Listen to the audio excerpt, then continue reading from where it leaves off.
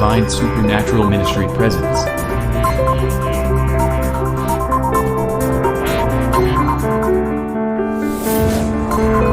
Divine Supernatural Ministry presents. से धन्यवाद करता हूं कि प्रभु एक बार हमें फिर से अपनी महान उपस्थिति में लेके आए कि हम परमेश्वर के पाक कलाम को सुन सकें, और सिर्फ सुनना ही नहीं, इसे हम अपने जीवन में उतार सकें कि जीवित परमेश्वर कई बातों से अपने कलाम से हमें तसल्ली देता है। ले बाइबल में लिखा है कि कोई मनुष्य हमें जितनी मर्जी शांति दे, परंतु शांति से हमें कुछ फायदा नहीं होता।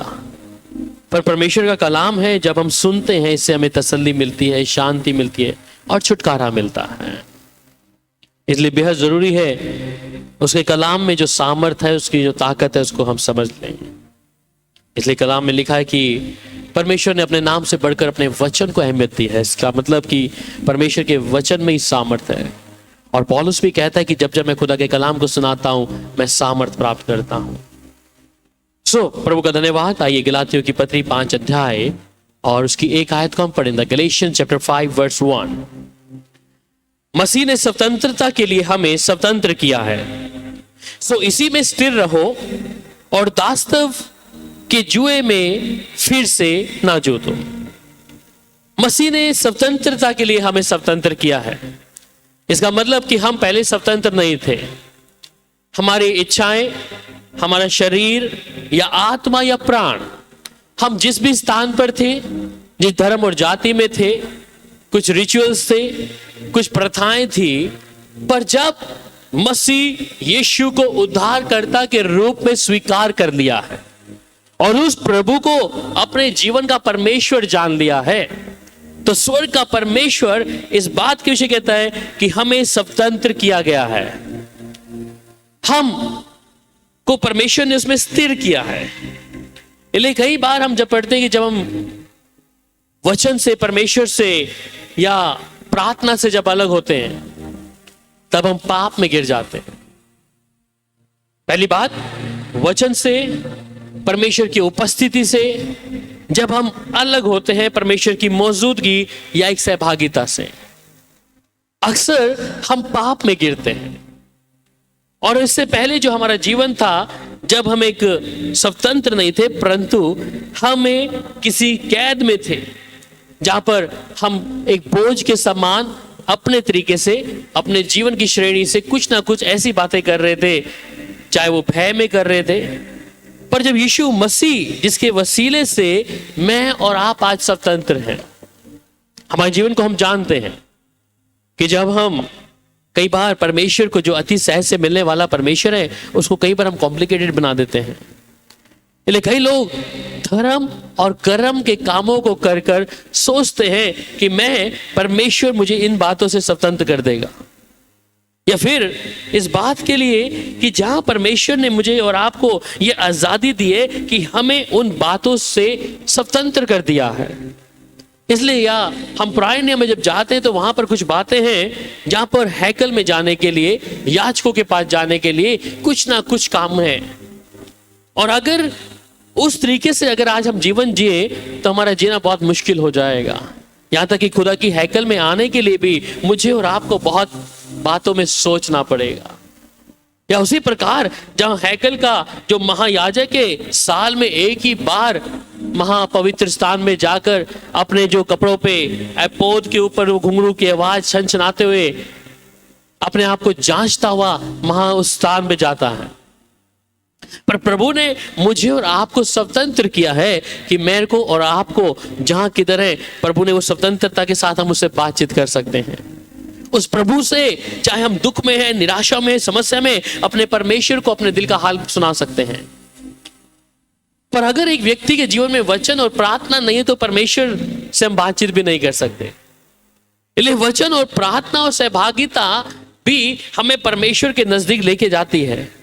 क्यों स्वर्ग शक्तिमान परमेश्वर की उपस्थिति में रहकर मैं जीवित प्रभु का धन्यवाद कर सकूं। जिस स्वतंत्रता के विषय में परमेश्वर ने मुझे स्वतंत्र किया है, मैं उसका फायदा उठा सकूं।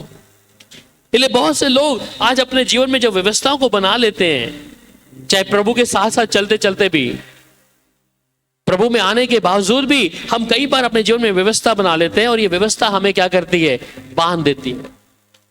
इसलिए व्यवस्था से पाप की पहचान होती है।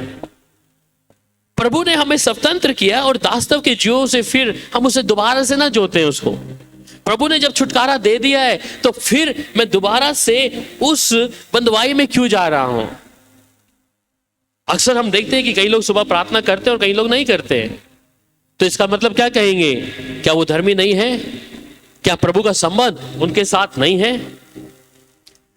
ये धनिष्ठ संबंध है कि परमेश्वर के साथ आप किस स्तर पे पहुंचे हैं, प्रभु ने आपको किस स्थान पे पहुंचाया। इसका मतलब ये नहीं कि आप प्रार्थना करना बंद कर दें। सुबह की प्रार्थना करना है, परंतु एक दिन या 2 दिन आप नहीं किया तो ये नहीं कह सकते मैंने गुनाह कर दिया है, मैंने पाप कर दिया कि मैंने आज बाइबल नहीं पढ़ा। आपका संबंध जो परमेश्वर के साथ में है, और ये बातें सिर्फ दुष्ट ही डाल सकता है कि तू पवित्र नहीं है, तू अभी भी बंधुआई में है, तेरे जीवन में अभी भी क्या है, तू प्रभु के लिए समर्पित नहीं है। कई बार शैतान ऐसी बातों को हमारे जिस्म में डाल देता है और हम ये दूरी जो होती है इतनी बढ़ जाती है, क्योंकि हमारा मन हमें कोसता रहता है, तू पवित्र नहीं है, तू वचन नहीं पढ़ता, तू संगति में नहीं है। परमेश्वर नहीं चाहता, पर शैतान ये चाहता है कि ये बात तुम्हारे जहन में डाल दी जाए और एक संबंध ऐसा आता है कि एक बहुत बड़ा गैप हो जाता है और ये खाई बन जाती है कि मैं पवित्र नहीं हूं, मैं सर्वशक्तिमान परमेश्वर के वचन को हाथ में लेकर पढ़ नहीं सकता, मैं प्रार्थना नहीं करी, शायद मैं दोषी हूं। और ये दोषी इतना हो जाता है कि एक संबंध जो परमेश्वर से जो धनिष्ठ था वो टूट जाता है। इसलिए परमेश्वर ने हमें स्वतंत्र किया है। वहां पर 2 कुरिन्थियों और उसका 3 अध्याय और 17 आयत में कहता है, प्रभु तो आत्मा है और जहां कहीं प्रभु का आत्मा है वहां स्वतंत्रता है। 2 कुरिन्थियंस चैप्टर 3 वर्स 17 कि प्रभु आत्मा है और जहां कहीं पर भी प्रभु का आत्मा है वहां स्वतंत्रता है। इसका मतलब कि जहां कहीं प्रभु का आत्मा है, इसका मतलब मैं और आप परमेश्वर का एक मंदिर है जिसे परमेश्वर कलाम कहता है। और अगर परमेश्वर का आत्मा यहां पर है तो हम स्वतंत्र हैं, हम स्वतंत्र हैं। वो सुरक्षा प्रभु ने हमें स्थिर कर दिया अपने स्वतंत्रता में। हम अपने आप को दोषी करार नहीं कर सकते। वो अलग बात है कि एक दूसरा स्वभाव जिसके बारे में, जिसको वचन पढ़ना नहीं, प्रार्थना करना नहीं, उसके मन में पहले ही आ चुका है, संगति में आना नहीं, प्रभु के साथ जुड़ना नहीं। पर एक व्यक्ति जो उद्धार पाकर आत्मा में हर दिन बढ़ रहा है और अगर एक दिन उससे भूल चूक हो गई कि मैं वचन नहीं पढ़ पाया, तो वो अपने आप को दोषी करार ना करे, क्योंकि परमेश्वर का आत्मा मनुष्य के बीच में है, मनुष्य शरीर का डेरा जो मैं और आप बीच में चलते हैं। इसमें प्रभु का आत्मा हमारे बीच में होकर चलता है और इसलिए बेहद जरूरी है एक एक व्यक्ति के जीवन में ये छुटकारा होना भी।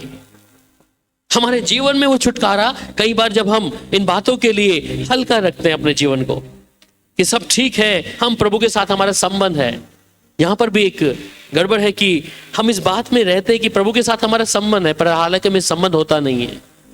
वो धर्म और कर्म के कामों से कर रहे हैं। क्योंकि जो प्रभु के लोग होंगे वो हर दिन प्रभु के साथ उसकी उपस्थिति में बैठेंगे, प्रभु के साथ समय बिताएंगे। इसलिए दोनों चीजों को संभालना और पहचानना ये मनुष्य जो आप स्वयं ही पहचान सकते हैं। और वचन कहता है कि हमारा आत्मा स्वयं जानता है कि हम प्रभु के हैं या नहीं है, हम प्रभु पे विश्वास कर रहे हैं या नहीं कर रहे हैं। ये मैं और आप बेहतर जानते हैं, कोई पास्टर या कोई भी विश्वासी हमें नहीं बताएगा इस बारे में। ये हम खुद जानते हैं, क्या मैं प्रभु के साथ चल रहा हूं, क्या मैं प्रभु की आत्मा के अनुसार जो उसने आत्मा मुझे बयाने में दिया है, क्या वो मेरे भीतर है। अगर प्रभु का आत्मा मेरे और आपके भीतर है तो हमें परमेश्वर की उपस्थिति के लिए, परमेश्वर के वचन को पढ़ने के लिए, प्रार्थना करने के लिए क्या होगा, हम उत्सुक रहेंगे उसके लिए। प्रभु का वचन पढ़ने के लिए संगति को हम ढूंढेंगे। अगर स्वतंत्रता जीवन में होगी और परमेश्वर का आत्मा मेरे और आपके अंदर है, नहीं तो हल्के नजर आएंगे। हम हल्के नजर आएंगे बस एक दुनियावी तौर पर कि हम विश्वासी हैं, हम प्रार्थना कर लेते हैं, परंतु हम इन अंत के दिनों में जी रहे हैं। और बेहद जरूरी है कि वचन में कहता है कि तुम परमेश्वर के अधीन हो जाओ कि दुष्ट का सामना कर सको। हम देख रहे हैं कि दुष्ट बहुत तेजी से बहुत से लोगों पर कब्जा कर रहा है, चाहे परिवारों में, बच्चों पे, पति पत्नी पर, या कलीसियाओं पर। और ये गलती कब है? जब हम परमेश्वर की उस अनुग्रह से गिर जाते हैं। प्रभु ने स्वतंत्र किया है, प्रभु ने छुटकारा दिया है, पर जब उस अनुग्रह से हम गिर जाते हैं, जहां पर वचन पढ़ने का मन नहीं होगा, प्रार्थना करने का मन नहीं होगा, प्रभु की संगति में आने का मन नहीं होगा, प्रभु की संगति हमें बोरियत नजर आएगी।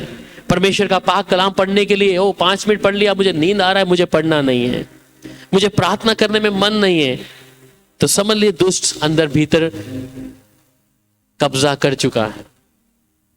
वो फाड़ खाने वाली शक्ति मनुष्य के भीतर आ चुकी है, जो उसको हर दिन परमेश्वर के नाम से, परमेश्वर की मौजूदगी से, उसकी उपस्थिति से अलग करेगी। प्रारंभ में मैंने कहा कि परमेश्वर ने हमें स्वतंत्र किया है। प्रभु ने उस स्वतंत्रता में कहता है इसी में स्थिर रहो। जो स्वतंत्रता प्रभु ने मुझे और आपको दिए, मुझे और आपको बोला कि इसी में स्थिर रहो, अपनी जड़ को पकड़े रखो, अपनी जड़ को पकड़े रहो, क्योंकि अगर एक गलती हो गई तो फाड़ खाने वाला वो निरंतर जो हमारी ताक में रहता है वो हमें छोड़ेगा नहीं। इसलिए फिर भजन संहिता 34 अध्याय और उसकी 4 आयत में कि जब एक व्यक्ति पाप में गिरता है और फिर माफी मांगता है तो प्रभु उसके लिए क्या करता है, पढ़िएगा।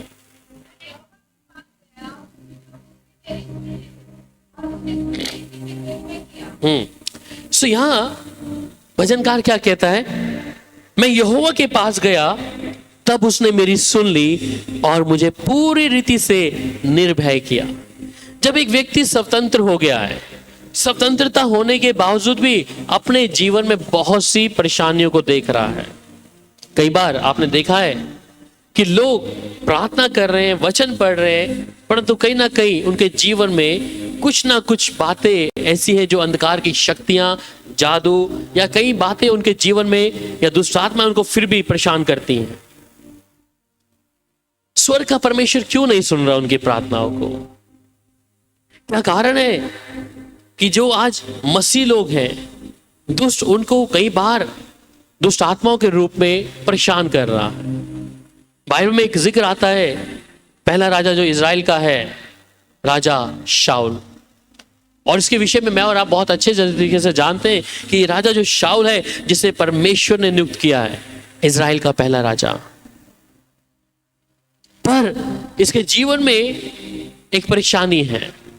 और परेशानी क्या है कि दुष्ट आत्मा उसको निरंतर घेरे रखती है, और वो दाऊद को चुनता है कि दाऊद वीणा बजाकर उस दुष्ट आत्मा से उसको छुटकारा दे।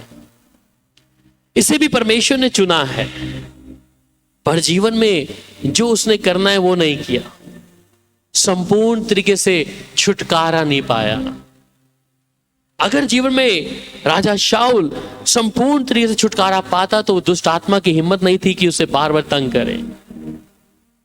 इसलिए उसने अपने लिए दाऊद को रखा कि दाऊद जब वीणा बजाएगा तब मेरे जिस्म से ये दूर हो जाएगी। और बाइबल में लिखा है कि जब जब वीणा बजती थी वो दुष्ट आत्मा शाऊल के शरीर से निकल जाती थी। ऐसी कौन सी बात शाऊल के जीवन में है जिससे वो छुटकारा नहीं पा रहा है? ऐसी कौन सी बात जो शाऊल ने अपने जीवन में रखी हुई थी? पर बाइबल में लिखा है जहां परमेश्वर का आत्मा है वहां पर स्वतंत्रता है।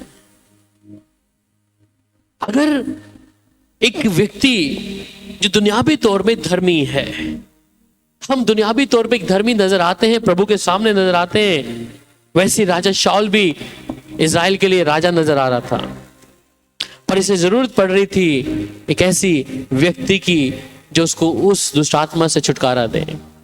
हालांकि दुष्ट आत्मा से उसका छुटकारा नहीं हुआ। जब जब दाऊद वीणा बजाता तब तक ही वो ठीक होता था, बाद में उसकी स्थिति फिर वैसी हो जाती थी, क्योंकि कुल्हाड़ी जड़ पे नहीं मारी गई। शाऊल ने उस बात के लिए शायद तौबा या पश्चाताप नहीं किया। परमेश्वर ने चुना है, कोई शक नहीं है उसके ऊपर। दाऊद वीणा बजाकर उसके लिए रखा है कि तू बजाएगा ये ठीक हो जाएगा, पर जो अंदर से छुटकारा था शाऊल का वो नहीं हुआ। आज वही स्थिति आज मसीह लोगों में भी है कि दुनियावी तौर पे 100 में से 80% या 70% हम ठीक चल रहे हैं, परंतु 30 या 40% का जीवन हमारा वही है पुराने वाला। इसलिए कहते हैं कि अंधकार और ज्योति का कोई मेल नहीं है। पर अगर परमेश्वर की आत्मा के अनुसार मैं और आप चल रहे हैं, उस प्रभु की आत्मा के पास, इसलिए वो कहता है कि जब मैं यहोवा के पास गया उसने मेरी सुन ली और मुझे पूरी रीति से निर्भय कर दिया। जब हम ऐसी परिस्थितियों में होते हैं कि जब परमेश्वर के आत्मा की आवाज को सुनते हैं और प्रभु के और अपने कानों को लगाते हैं तो वो सुनता है। पर अगर हमने दिलो दिमाग में अपने जिस्म में ऐसी कोई बात को रखा है या वो वचन परमेश्वर की हमें मिलने के बाद भी हम उससे छुटकारा नहीं पा रहे हैं, वो चीजें निरंतर बनी रहेंगी। वो थोड़े टाइम के लिए दाऊद के समान आपको वीणा बजाकर आराम तो करेंगी, वचन पढ़कर या प्रार्थना पढ़कर वो फिर से वो चीजें दोबारा से आपको क्या करेंगी, अपने कब्जे में लेंगी, क्योंकि छुटकारा नहीं पाया है। और शाऊल जब तक मरा नहीं तब तक वो चीजें उसके साथ में दफन हुई। जब प्रभु ने मुझे और आपको स्वतंत्र कर दिया है तो मेरा काम क्या है कि मैं प्रभु के वचन को मानूं, मैं परमेश्वर के कलाम में कमियां ना ढूंढूं, मैं परमेश्वर के वचन में अपनी बातों को ना बढ़ाऊं, क्योंकि मुझे स्वतंत्र किया गया। इसलिए कई बार लोग प्रार्थना करते हैं, उत्तर नहीं आ रहा। भजनकार फिर कहता है 18 अध्याय और उसकी 6 आयत में कि अपने संकट में मैंने यहोवा परमेश्वर को पुकारा, मैंने अपने परमेश्वर की दुहाई दी और उसने अपने मंदिर में से मेरी बातें सुनी और मेरी दुहाई उसके पास पहुंचकर उसके कानों में पड़ी। इसका मतलब कि मैं सब संकट में हूं और मैं संकट में ही हम लोग परमेश्वर को पुकारते हैं। अगर आप शाऊल के विषय में पढ़ते हैं बाइबल में तो वो बहुत परेशान है, समस्या में है, चिंता में है। जो दुष्ट आत्मा उसको बार बार परेशान करती थी वो कराहता था उस बातों में, रोना पीटना, ये तमाम बातें उसके जीवन में थी। पर एक व्यक्ति जब परमेश्वर के सामने अपने आप को रख देता है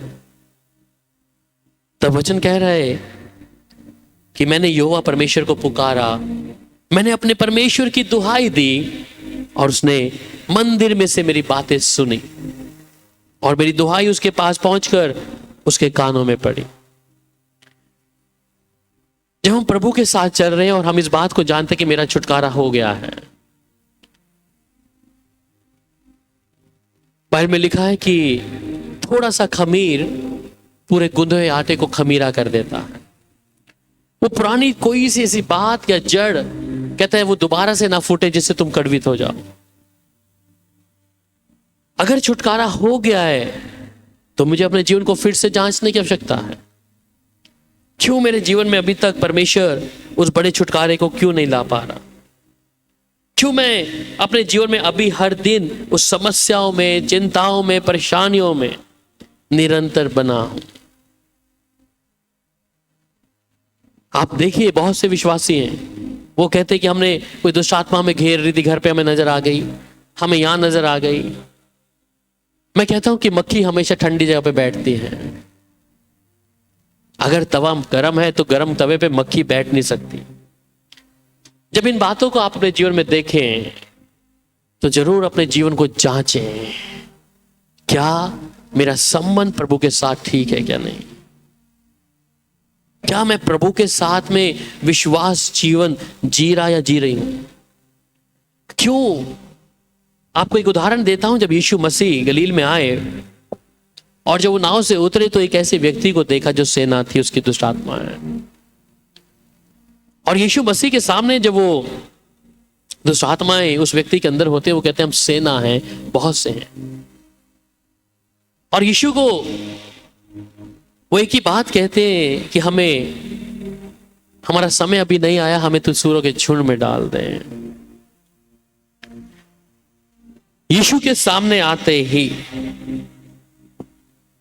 वो दुष्ट आत्माएं जो उस मनुष्य के अंदर थी, जब यीशु ने आदेश दिया कि तुम सूरों के झुंड में जाओ, उसके सामने टिक नहीं पाए। जो लोग प्रभु के नाम से, पिता पुत्र पिता में नाम से बपतिस्मा लिया, उन्होंने यीशु की देह को पहना हुआ है। जब यीशु की देह को पहना हुआ है तो यीशु मेरे भीतर दिख क्यों नहीं रहा? वो स्वर्ग का परमेश्वर मेरे अंदर दिख क्यों नहीं रहा? क्यों? वो शैतान या फाड़ खाने वाली चीजें लोगों के जीवन में निरंतर बार बार आ रही है, दुखी कर रही है, निराशा ला रही है। और हम कई बार ये तुलना कर देते हैं कि परमेश्वर ने ऐसा करने के लिए हमारे लिए भेजा है। इसलिए अधिकतर बार लोग यही कहते हैं कि प्रभु हमारी परीक्षा ले रहा है। बाइबल में लिखा है परमेश्वर खुद किसी की परीक्षा नहीं लेता है। ये हमारी आज्ञा ना मानने के कारण है कि हमने अंधकार की शक्तियों को, शैतान की जो चीजें हैं उन्हें मौका दिया है। प्रभु इससे आपकी परीक्षा नहीं लेगा, पर अगर आत्मा में छुटकारा हो गया है, प्रभु के साथ संबंध घनिष्ठ हो गया है, हम अपनी जीवन को ना देखते हम प्रभु के ऊपर डाल देते हैं कि परमेश्वर शायद मुझे अगले चरण में लेके जाने वाला है। देखिए, परीक्षा उनके लिए है जो विश्वास में है, और जो विश्वास में नहीं उनके लिए परीक्षा भी नहीं है। इसलिए बाइबल में लिखा है तुम अपने विश्वास को परखो कि तुम विश्वास में हो या नहीं हो। विश्वास में हो और प्रभु की ओर से अगर कोई परीक्षा है उसमें आपको तसल्ली रहेगी, आप कंफर्ट जोन में रहेंगे। पर अगर फाड़ खाने वाले की ओर से तो आपका मन घबराया रहेगा, मन में बेचैनी होगी, मन में भय होगा कि अब कौन सी विपत्ति आएगी, अब कौन सा दुख आएगा, अब कौन सी समस्या मुझे घेरेगी, और क्या मैं उसमें से बाहर निकलूंगा, क्या मेरा परिवार उसमें से बाहर निकलेगा। हम खुद वचन को ना मानते हुए, उस बड़े छुटकारे को ना देखते हुए हम सिर्फ प्रभु के ऊपर डालते हैं ये मेरे लिए। और ऐसे लोगों के जीवन में क्या है, वो इंतजार करते रहते सालों साल, वो परिस्थितियां वैसी की वैसी बनी रहती हैं, छुटकारा नहीं होता उनके जीवन में। वो चीजें वैसी बनी तो इंतजार करते हैं शायद 10 साल बाद ठीक होगा या 8 साल बाद बंद खत्म हो जाएगा, वो बनी रहेंगी क्योंकि कुल्हाड़ी जड़ पे नहीं मारी। हम अपने जीवन को ना देखते हुए हम उस बातों को परमेश्वर की ओर ले जाते हैं, इसलिए कि परमेश्वर ने मुझे और आपको स्वतंत्र किया है। स्वतंत्र किया है कि हम परमेश्वर के साथ जीवन व्यतीत करें, प्रभु के वचन को माने, प्रभु के साथ चले। इसलिए अंधकार और ज्योति का कोई मेल नहीं है। मेरे लिए और आपके लिए बेहद जरूरी है कि उस बड़े छुटकारे को मैं और आप देख लें। प्रभु जो चाहता है उसे हम अपने जीवन में लागू कर लें। इसलिए परमेश्वर निर्भय करता है उनको जो परमेश्वर की ओर कान लगाते हैं, उसकी आत्मा के अनुसार चलकर एक एक पग, एक एक घड़ी परमेश्वर से पूछते हैं। आज विश्वासियों में ये ढीलापन, ये ठंडापन क्यों आ रहा है? यही कारण है कि प्रभु के साथ ना चलते हुए, प्रभु जिस छुटकारे को दिया है उस छुटकारे में स्थिर ना रहते हुए, इसलिए बार बार आता है। वो फाड़ खाने वाला बार बार चिंताओं, समस्याओं में आपको दबा देगा। आप उछलना चाहेंगे, निकलना चाहेंगे, परंतु निकल ना पाएंगे। पर एक बात जब पहला यूहन्ना 4 अध्याय उसकी 4 में कहता है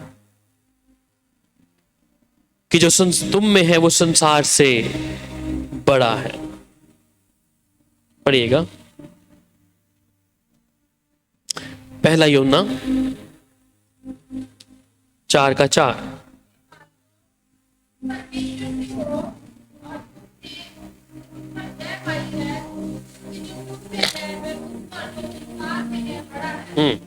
सो इस बात को समझे कि हे बालको, तुम परमेश्वर के हो, तुम जैसे भी हो परमेश्वर के हो।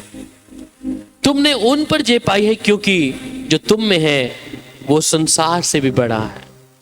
अगर मैं एक विश्वासी हूं तो मुझे ये चीज जाननी है कि मैंने अगर छुटकारा पाया है या मैं परमेश्वर के साथ मेरी संगति या प्रार्थना का जीवन मजबूत है, प्रभु के साथ है, तो जो मुझ में है वो संसार से बड़ा है। और संसार में बड़ा कौन है? वही हाकिम जो कब्जा करता है संसार के लोगों के ऊपर। हम में जो बड़ा है वो स्वर्ग का परमेश्वर है, क्योंकि अधिकार संसार का किसको दिया है? वो फाड़ खाने वाले के, इसलिए उस पे वो संसार पे प्रभुता करता है। पर जो हम में है वो उससे सामर्थ्य है, इसलिए उसने कहा ये परमेश्वर का मंदिर है, उसका आत्मा मेरे और आपके अंदर है। वो अधिकार प्रभु हमें आपको दिया कि जो तुम में उनमें जय पाई है, क्योंकि जो तुम में है वह से संसार से भी बड़ा है। वो हम में आ रहे अंदर वो परमेश्वर, परंतु हम कई बार उन परिस्थितियों में रहते हुए हम उन चीजों के साथ समझौता करते हैं। वहीं पर फिर आगे पहला यूहन्ना 5:4 में, क्योंकि जो कुछ परमेश्वर से पैदा हुआ है वह संसार पर जय प्राप्त करता है, और वह विजय जिससे संसार पर जय प्राप्त होती है हमारा विश्वास है। यहां पर कहते हैं कि जो परमेश्वर से पैदा हुआ है वह संसार पर जय प्राप्त करता है। अगर मैंने छुटकारा पाया आत्मा और प्रार्थना में, मैंने प्रभु के साथ संबंध बना लिया है मजबूत, मैं हर दिन उसके साथ समय बिताता हूं, प्रभु की मौजूदगी में चलता हूं, तो वचन इस बात को कहता है कि तुमने वह संसार पे जय प्राप्त की है। और संसार पे जय प्राप्त करने का मतलब है कि हर स्थितियों के ऊपर, हर परेशानियों के ऊपर, हर एक, चाहे वो शारीरिक है कैसी भी है, उन पर आपने विजय प्राप्त कर ली। और वो विजय जिससे संसार पर जय प्राप्त होती है वो मेरा विश्वास है कि मैं किस विश्वास में हूं। मैं प्रभु के साथ चल रहा हूं तो किस विश्वास में चल रहा हूं। मैंने प्रभु को अपना आधार माना है तो किस विश्वास में चल रहा हूं। कि बार बार फाड़ खाने वाला आकर मेरे जीवन को हिला नहीं सकता। वो बार बार आने का कारण क्या है कि कहीं ना कहीं ठंडापन मेरे जीवन में है। मैंने उस छुटकारे को पाया है जिसमें परमेश्वर स्वयं मेरे बीच में होकर चलता है। तो अगर फाड़ खाने वाला आ रहा है और बार बार हमारे जीवन में तकलीफों को लेकर आ रहा है, अपनी बातों को प्रकट कर रहा है, तो मैं स्थिर नहीं हूं। मैं स्थिर नहीं हूं। अगर मैं स्थिर हूं तो बाइबल में वचन संहिता 1 अध्याय में लिखता है वो धर्मी के विषय में उस नदी के किनारे पे लगाया हुआ वृक्ष के समान है जो अपनी रीतियों में फलता और फूलता है। अगर मैं धर्मी हूं तो अथॉरिटी, वो अधिकार, वो छुटकारा प्रभु मुझे दिया है। मैं उसमें मजबूत होते रहना है क्योंकि मैं उस विश्वास में चल रहा हूं। इसलिए अपने जीवन को हर दिन जांचना है। हमारे जीवन में कई बार परीक्षाएं हैं, चाहे वो फाड़ खाने वाले की ओर से हैं या कहीं और से हैं। मुझे और आपको ये जीवन को जांचना है, ये आई कैसे है, ये क्यों है, मेरे जीवन में ऐसी कौन सी कमी, हम लोग अपनी कमियों को देखना नहीं चाहते। हमारे जीवन में हम जो करते हैं, इसलिए वचन कहता है जो व्यक्ति जो बोता है वही काटेगा। मैं और आप जो बो रहे हैं वही काटेंगे। आप नीम का पेड़ लगाकर आम की उपेक्षा नहीं कर सकते क्योंकि आपने नीम लगाया है। आपको आम नहीं मिलेंगे नीम के पेड़ पर। इसलिए जो जीवन में मैं और आप इस जीवन काल में रिसाइकल है, जो आप कर रहे हैं वही आप काटेंगे। और सिर्फ यहीं पर नहीं, अनंत जीवन में भी, अनंत जीवन में भी। इसलिए प्रकाशित वाक्य में कहता है जो जो कर रहा है वो करता रहे, जो बुरा है वो बुरा बना रहे, जो पापी है वो पापी रहे, जो धर्मी है वो धर्मी रहे। इसलिए मैं और आप जो कर रहे हैं वो करते रहें। इसलिए बेहद जरूरी है कि अगर मैं परमेश्वर के साथ चल रहा हूं तो मेरे जीवन में वो छुटकारा होना जरूरी है। आज मसीह विश्वासियों की लाइन सबसे ज्यादा कतार में प्रार्थना कराने के लिए कि कोई हाथ रख के प्रार्थना कर दे। ये ईसाई लोग हैं, अन्य जाति को छोड़ दीजिए, क्योंकि उनको मालूम है कि मेरी प्रार्थना स्वर्ग का परमेश्वर सुन नहीं रहा।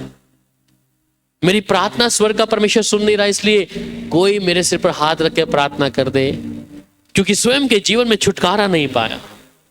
स्वयं के जीवन में वो जो छुटकारा होना था वो नहीं पाया और उम्मीद रखते हैं पासवानों को बदलने के लिए, पास्टर बदलने के लिए। कोई अभिषेक पास्टर, कोई नीचे पास्टर बदलने के लिए क्या है, शायद वो हमारे ऊपर हाथ रख दे तो शायद कुछ हो जाए। और अक्सर ऐसा होता नहीं है, क्योंकि कमी जिधर है वहां पर हम ना देखते कहीं और देख रहे हैं। इसलिए हम अपने जीवन को पहले स्वयं देखें, क्या मेरा संबंध प्रभु के साथ मजबूत है? क्या मेरे ही कहीं कामों के कारण ऐसा तो नहीं कि स्वर्ग का परमेश्वर मुझसे नाराज है? इसलिए बाइबल में 3 लोगों की प्रार्थनाओं के विषय में परमेश्वर बताया कि अगर वो तीनों लोग भी प्रार्थना कर लेंगे तो मैं नहीं सुनूंगा। क्या कारण? कि हम स्वयं को ना देखते, हम प्रभु को देखें। एक व्यक्ति के जीवन में छुटकारा जरूरी है, स्वतंत्रता जरूरी है। इसलिए परमेश्वर ने कहा जहां परमेश्वर का आत्मा है वहां पे स्वतंत्रता है। अगर परमेश्वर का आत्मा ही अंदर नहीं है तो हम जिस मर्जी के पास प्रार्थना करें, जितना मर्जी उपवास करें, कुछ नहीं होगा, क्योंकि हमने कुल्हाड़ी सही जगह पे नहीं मारी। ये कुल्हाड़ी आपके प्रार्थना है, आपका संबंध है प्रभु के साथ में, आपका वचन पढ़ने का जीवन है कि ये जब कुल्हाड़ी ये प्रार्थना करेंगे, परमेश्वर 100% क्या करेगा? उत्तर देगा। पिछले दिनों में एक बहन के पति उनको छोड़ के चले गए एकदम से। बहन मेरे पास घर पे आए कि मेरे पति घर छोड़ के चले गए हैं। गाड़ी उठाई, सब कुछ बैग पैक किया, दुखी थी। और हम बस 5-10 मिनट ही अभी प्रार्थना ही किया था और प्रभु मुझे देखा गाड़ी कहाँ पहुंची है, किधर है। मैं गाड़ी के रुख मुड़ गए हैं, गाड़ी वापस अपने स्थान पे आ रही है। थोड़ी देर में 5 मिनट बाद उनका फोन बजता है कि उनके पति वापस अपने कंपनी में आ गए हैं। वो भागी भागी गाड़ी उठा के वापस गई, प्रभु का धन्यवाद किया। जब आपका संबंध प्रभु के साथ मजबूत होगा तो परमेश्वर के साथ हम जब प्रार्थना करेंगे, परमेश्वर देरी नहीं करेगा। प्रभु उसी समय हमें उत्तर देगा जब हम प्रभु के सामने उसकी योजना के मुताबिक, उसकी आज्ञा के मुताबिक अगर जीवन बसर करेंगे। पर अगर जीवन में हमारी कमियां हैं और उस छुटकारे को नहीं पाया तो हम जितनी मर्जी प्रार्थना कर लें, स्वर्ग का परमेश्वर नहीं सुनेगा, क्योंकि हम मनुष्य हैं और मनुष्य के समान ही सोचते हैं। इसलिए हम इस बात को ध्यान रखें कि जो हम में है वो संसार से बड़ा है। मेरे और आपके अंदर अगर वो परमेश्वर का आत्मा है और मैंने और आपने उस छुटकारे को पाया है तो स्वर्ग का परमेश्वर हमारे लिए अद्भुत दया को करता है। और अद्भुत ही नहीं, वो स्वर्ग की पूरी सेना को मेरे लिए और आपके लिए लगाता है। पढ़िएगा मेरे साथ भजन संहिता 34 अध्याय और उसकी 7 आयत।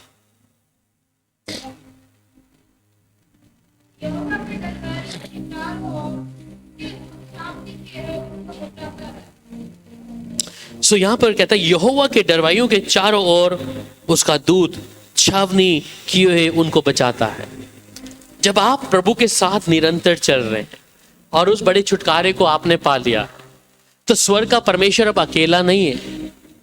उसने स्वर्ग की पूरी सेना को क्या कर दिया है, अपने धर्मी के लिए, अपने लोगों के लिए स्वर्ग की सेना को तैनात कर दिया है। क्योंकि उसके जो दूत हैं वो छवनी किए हुए उनको बचाता है, उसके डरवाइयों को।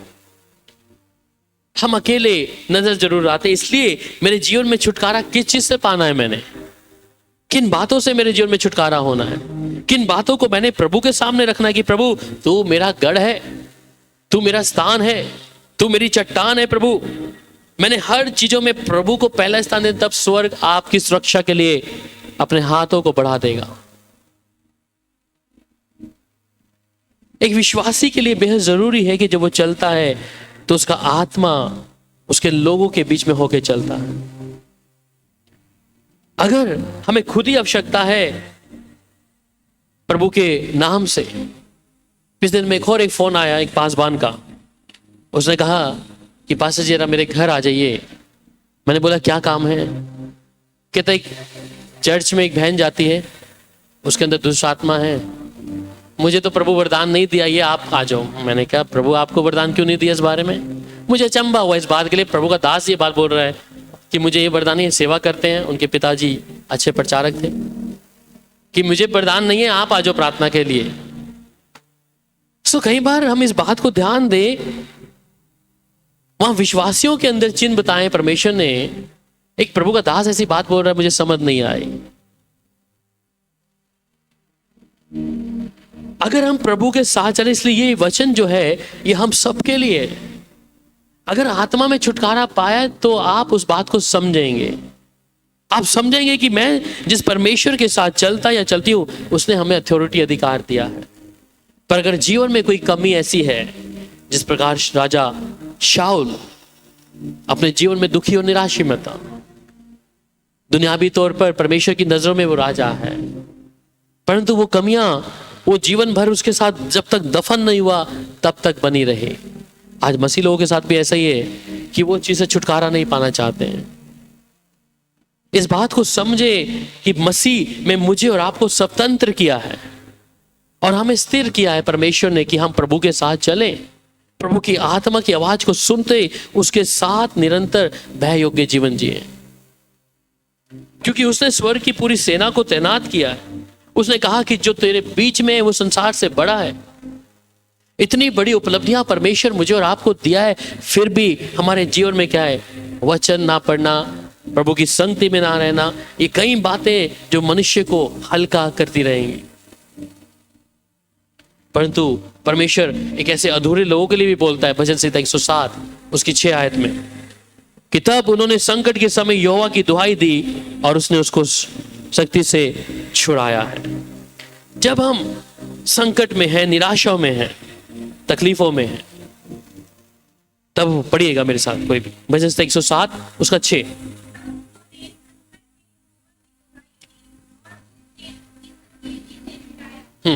तो संकट के समय जब उन्होंने परमेश्वर यहोवा की दुहाई दी, आज अगर देखिए हम लोग भी कहेंगे कि हम संकट में हैं, हम परेशानी में हैं, पर यह परेशानी आई क्यों है? ये समस्या मेरे जीवन में आई क्यों है? बाइबल में बार बार कहता है कि आज्ञा ना मानने वालों के ऊपर परमेश्वर का दंड निरंतर लगा रहता है। मेरे जीवन में अगर ये समस्या मुझे बार बार घेर रही है, तो कारण क्या है? मुझे अपने जीवन को जांचना है। मैंने किस चीजों को अपने जीवन में आने के लिए मौका दिया है? मैंने ऐसी कौन सी बातों के लिए, फाड़ खाने वाले के लिए रास्ते को खोल के रख दिया अपने परिवार के लिए, अपने घर के लिए? इसलिए कहता तू देख कहां से गिरा है, तू देख कहां से गिरा है। मेरे अजीजों, मुझे और आपको अपने जीवन को जांचने की आवश्यकता है। हम अपने आत्मीय जीवन को देखें कि हम कहां से गिरे हैं प्रभु। और जब हम गिरे हैं तो हमारे जीवन में बहुत सी बातों का हमें सामना करना है। परंतु जो लोग यहोवा पर, वो जीवित परमेश्वर के साथ में, जिन्होंने अपने परमेश्वर को अपना आधार मान लिया, इसलिए वहां पर बाइबल में फिर से वो कहता है कि मैं ही हूं जो हूं। पढ़िएगा मेरे साथ, ये शायद 48 अध्याय उसकी 13 आयत में उसने कहा, मैं ही परमेश्वर हूं और भविष्य में मैं ही हूं।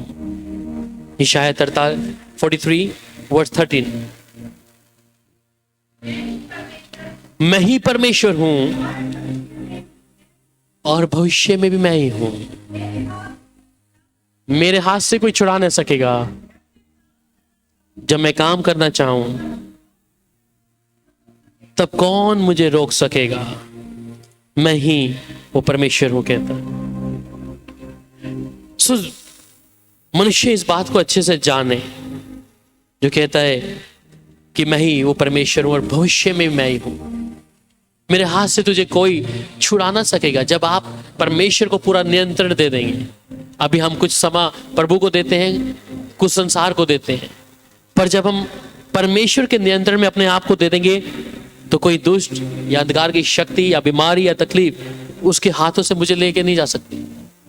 इसलिए कहता है भविष्य में भी मैं ही हूं और मेरे हाथ से कोई छुड़ा ना सकेगा। जब मैं काम करना चाहूं तब कौन मुझे रोक सकेगा?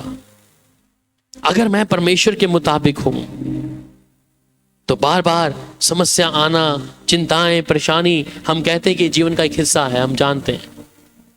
पर एक व्यक्ति को परमेश्वर ने स्वतंत्र किया है। इस बात को भी मैं और आप ध्यान रखें कि जहां परमेश्वर का आत्मा है वहां पे स्वतंत्रता है। अगर हम मीठी नींद सो ही ना सके, हर दिन चिंताएं चिंताएं, तो फिर जिस प्रभु के साथ चल रहे हैं आप, फिर क्या फायदा है?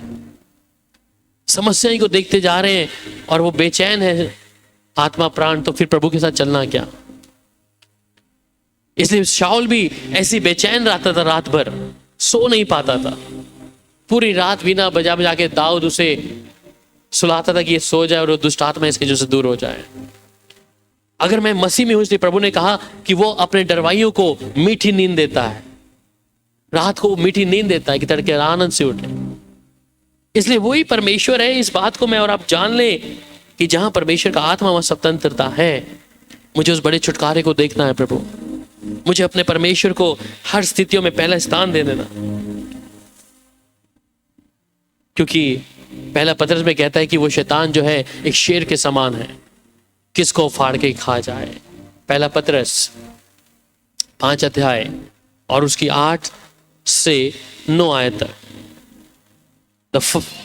सचेत हो, जागते रहो, क्योंकि तुम्हारा विरोधी शैतान खोज में रहता है कि कब किसको फाड़ खाए। विश्वास में दृढ़ हो और ये जानकर उसका सामना करो। ऐसी दुख सहते रहे तो सचेत और जागते रहो। जो व्यक्ति आत्मिक तौर पे सो गए हैं, आत्मिक तौर पर,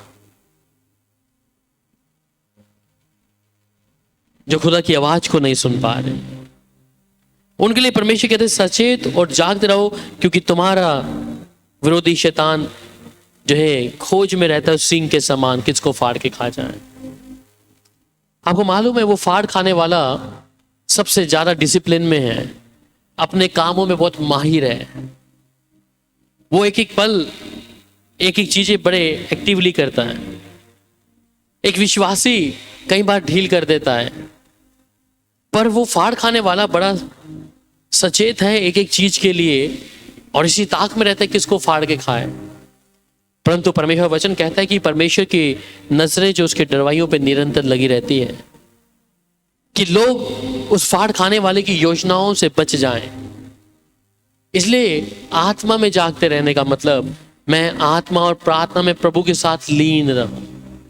थोड़ी सी गलती या थोड़ा सा पाप का स्वभाव मेरे को और आपको परमेश्वर की उपस्थिति से दूर करेगा, परंतु शैतान के हाथों में सौंप देगा। आप बेचैन रहेंगे। इसलिए बेहद जरूरी है कि मैं अपने परमेश्वर के साथ, अपने विश्वास योग्य प्रभु के साथ में लीन हो जाऊं, उसकी आवाज को सुनूं, उसके साथ समय बिताऊं, उसकी मौजूदगी में चलूं, और जो स्वतंत्रता प्रभु ने दी है मुझे, मैं उसमें स्थिर रहूं।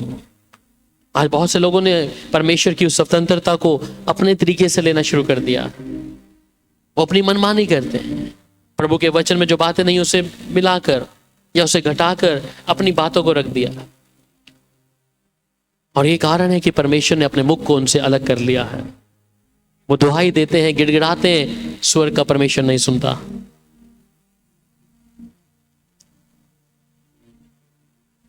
इसलिए मैं और आप भी जब प्रभु पे विश्वास लेके चलते हैं, उस स्वतंत्रता को कि मैं स्थिर रहूंगा, मैं प्रभु की आत्मा के अनुसार निरंतर विश्वास योग्य बना रहूंगा। प्रभु जो मुझे बोलता है मैं उसे करने में 100% फल लाऊंगा। एक विश्वासी के जीवन में ये बहुत जरूरी है। पर प्रभु के साथ बातें करना, प्रभु के साथ प्रभु को कोई गलती दिखाना, अपने बारे में बताना कि प्रभु ने ऐसा किया है, सबसे पहले अपने आप को स्वयं जांचें। क्या मैं प्रभु के मुताबिक हूं? क्या प्रभु के मुताबिक मैं अपने जीवन को बसर कर रहा हूं? हमारे जीवन में हम समस्याओं को देखते हैं और परमेश्वर को ताना मारते हैं, प्रभु तूने ऐसा क्यों किया? प्रभु मेरे जीवन में ये दुख अभी तूने क्यों दिया? मेरे जीवन में तूने परेशानियां क्यों दी? प्रभु हम अपने जीवन को नहीं देखते हैं, और कई बातों में हम सोचते हैं कि परमेश्वर शायद मेरी इन बातों से मेरी परीक्षा ले रहा है। ये परीक्षाएं हमने खुद पैदा करी हैं, हमारे परमेश्वर के वचन को ना मानकर, प्रभु की आज्ञा का उल्लंघन कर कर हमने खुद उस फाड़ खाने वाले को मौका दे दिया है।